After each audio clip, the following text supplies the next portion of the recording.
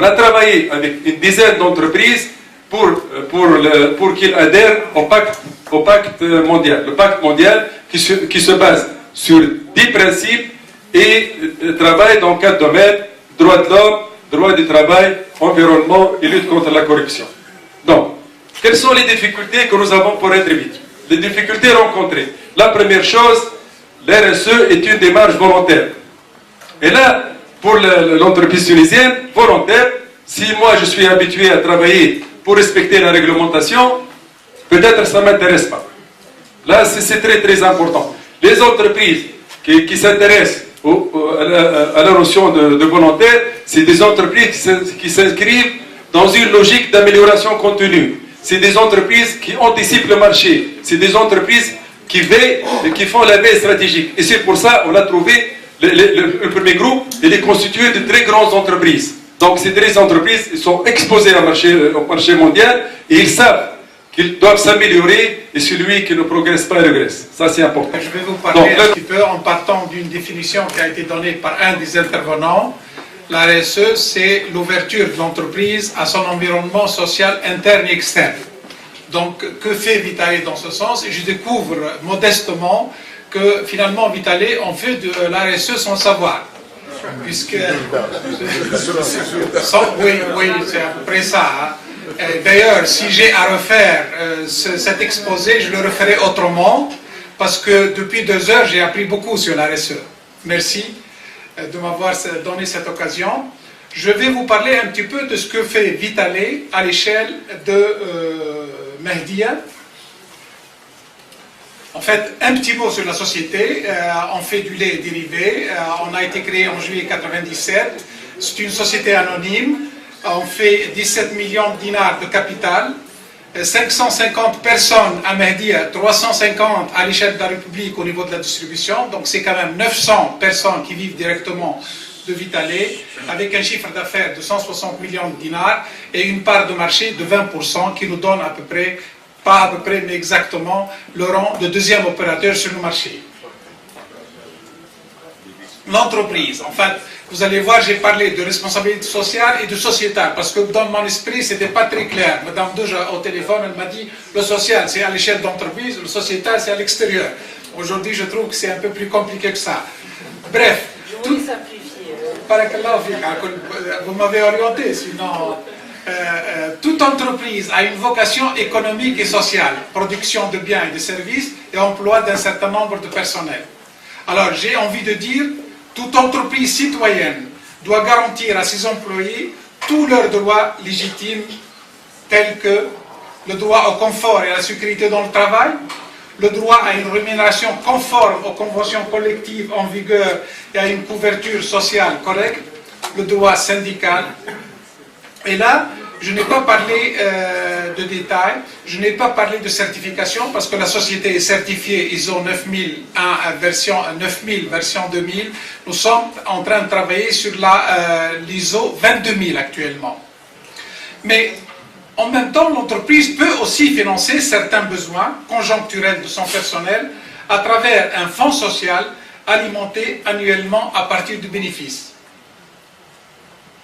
En fait, la CLM a mis en place, depuis son entrée en exploitation, un fonds social financé à hauteur de 2 à 3% du bénéfice de la société pour 3 choses globalement, j'ai résumé. Venir en aide à certains membres du personnel en difficulté matérielle ou lors d'événements exceptionnels. Il y a un accident, des personnes qui décèdent. Donc, le fonds social vient en aide à ces gens-là pendant ces occasions. Mais en même temps, on accorde de petits crédits sans intérêt à la consommation, remboursables sur 2 à 3 années, plafonnés à 5 000 dinars. On finance quelques activités sportives et culturelles pour le personnel. Tout ça sur le fonds social. Si nous avons des valeurs certaines et bien partagées, clairement définies et bien partagées, une culture d'entreprise forte, c'est beaucoup plus rapide, beaucoup plus simple d'avancer vers l'extérieur et de prendre toute sa responsabilité face à la société.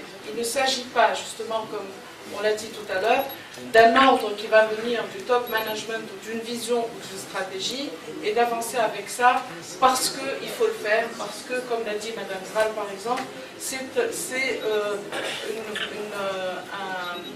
une demande des politiques ou une demande de la société, parce qu'on a beaucoup fait détruire de la valeur autour de nous, et donc d'un seul coup on se réveille, comme vous l'avez fait remarquer tout à l'heure, Madame, dans les pays développés, on se réveille et on dit maintenant il faut arrêter, il faut être responsable, il faut arrêter de détruire de la valeur. Je pense qu'à Tunisiana, on l'a très vite compris par notre proximité, c'est une marque très, très proche de ses abonnés et de la société. On a très vite compris que si on veut avancer, tous ensemble, il ne s'agit pas de concurrence ni de compétitivité, il ne s'agit surtout ni d'ailleurs d'être une entreprise brave ou charitable, ça n'a absolument rien à voir, c'est vraiment de la responsabilité, ce n'est pas de la charité ni de la bravoure, il s'agit juste d'avoir en permanence, et avec les collègues ici, Rani qui s'occupe principalement de la RSE à part entière, à plein temps, et Kramelouz qui s'occupe du service public intégrant toute cette stratégie. On appelle aujourd'hui stratégie d'ailleurs avec énormément de guillemets et d'attention, parce que pour nous, elle est évolutive, il n'y a pas vraiment de stratégie, c'est organique. Pour nous, faire être responsable, ça fait partie de l'ADN de la marque, c'est pas du tout quelque chose qu'on nous impose. Donc, j'étais en train de dire que si on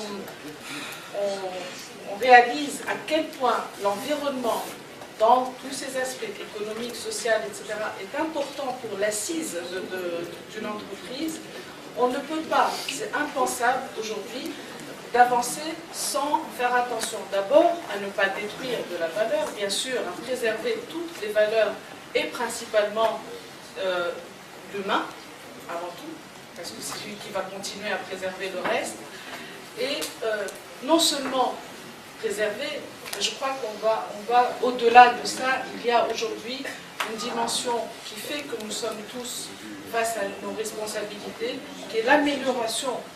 Il ne s'agit pas uniquement de préserver la valeur, mais de créer de la valeur et d'améliorer l'environnement durablement.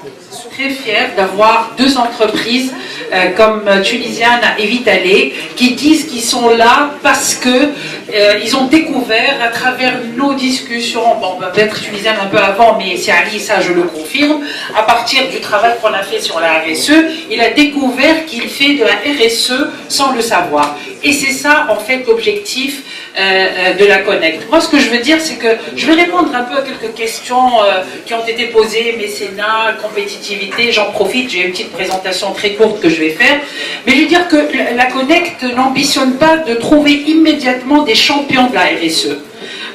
Moi je me considère quand même... je suis là depuis le début sur la RSE, c'est à vous dire, c'est Madame RSE.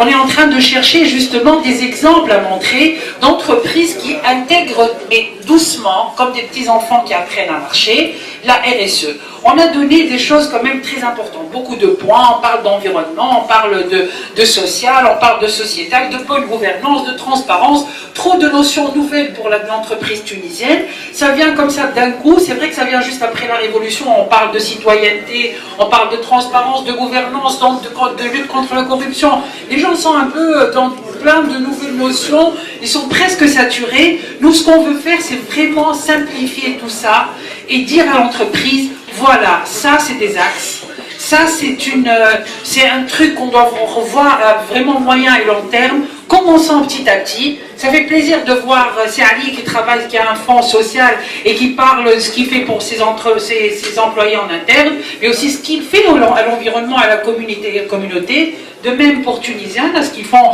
sur l'entrepreneuriat, les choses qu'ils ont, les programmes qu'ils ont. Alors, je vais répondre au monsieur qui a posé la question, qui est objet de notre conférence aujourd'hui, RSE levier pour la compétitivité de l'entreprise. Bon, je vais être peut-être très simpliste. Je vais vous dire, si Tunisienne a travaillé sur l'entrepreneuriat et sur tout ça, c'est pour plus tard, ces entrepreneurs vont acheter des puces tunisiennes pour travailler. Hein, si les employés de Siali, ils sont à l'aise et ils sont très très bien dans leur environnement de travail, ils vont donner plus à l'entreprise. Bon, c'est pas des choses à qui ils pensent eux en faisant un RSE du tout. Mais ça vient tout seul, c'est un truc qu'il faut regarder un peu à moyen terme. C'est pas aujourd'hui qu'on va gagner de l'argent sur ce qu'on fait en RSE, mais c'est une vision quand même de développement durable qu'il faut regarder dans la notion de RSE. Bon, je l'ai dit d'une manière très simpliste, mais un peu comment on peut voir les choses si on veut regarder plus loin. Donc c'est pour ça que, en voyant des exemples comme ça, pour voir beaucoup plus que ça, que la Connect décide de travailler encore plus sur la RSE. Et je vais vous présenter un petit peu rapidement un plan d'action pour 2013-2014. On prévoit, vous savez qu'on a toujours parlé, on a dit que on est vraiment conscient de la nécessité de créer un label